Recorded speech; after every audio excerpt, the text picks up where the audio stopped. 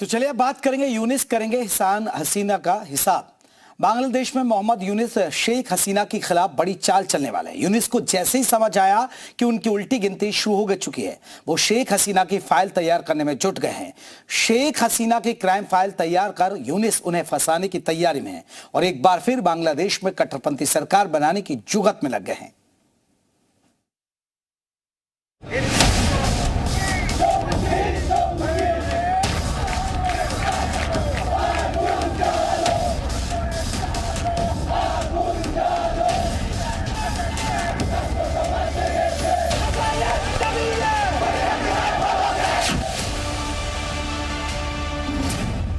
यूनिस सरकार करेगी हसीना का हिसाब।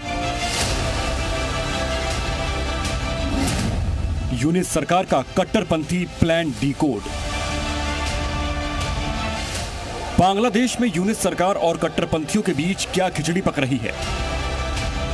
क्या यूनिस राज में शेख हसीना के खिलाफ कोई नई साजिश रची जा रही है? ऐसा क्या है जिसे यूनिस सरकार पूरी दुनिया से छिपाना चाह रही है? बांग्लादेश में एक तरफ छात्र आंदोलन उग्र हो चला है, यूनिस सरकार के खिलाफ बांग्लादेश में प्रदर्शन हो रहे हैं, तो दूसरी तरफ अब शेख हसीना के प्रत्यर्पण की मांग भी उठने लगी है। इस बीच यूएन महासचिव एंटोनियो गुटेरेस 13 से 16 मार्च तक बांग्लादेश के दौरे पर आने वाले हैं। ऐसे में बांग्लादेश में विरोध की आग को दबाने के लिए अब यूनिस सरकार ने नई साजिश की तैयारी कर ली है, जिसके तहत यूनिस सरकार शेख हसीना की क्राइम फाइल तैयार कर रही है, छात्र आंदोलन के आरोपियों पर कार्रवाई की रिपोर्ट बना रही है, शेख हसीना के शासनकाल में अत्याचारों के डॉक्यूमेंट्स बनवा रही है।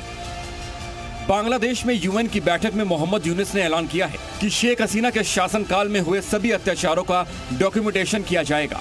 मोहम्मद यूनिस ने कहा है कि बिना कंप्लीट डॉक्यूमेंटेशन के सच सामने नहीं लाया जा सकता और न ही पीड़ितों को न्याय मिल सकता है।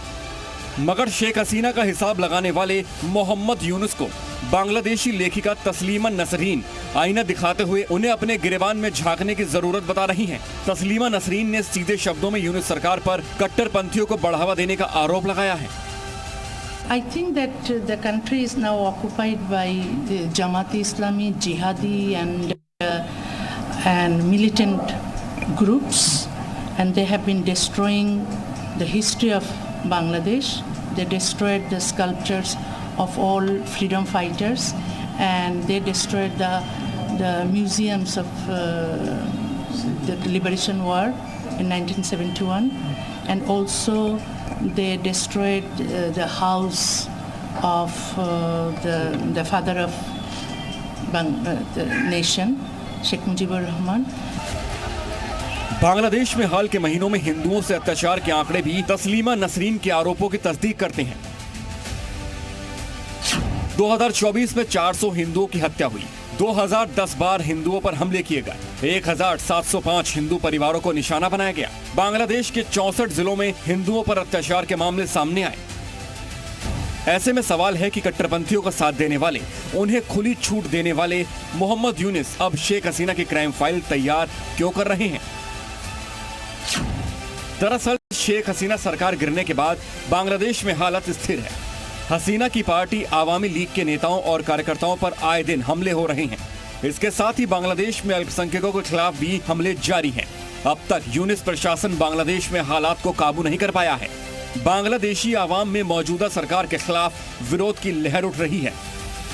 ऐसे में मोहम्मद यूनिस नहीं चाहेंगे कि आवाम एक बार फिर से हसीना के पक्ष में चली जाए, लिहाजा हसीना के कथित गुनाहों का हिसाब कर मोहम्मद यूनिस अपना रास्ता साफ करना चाहते हैं। ब्यूरो रिपोर्ट, जी मीडिया।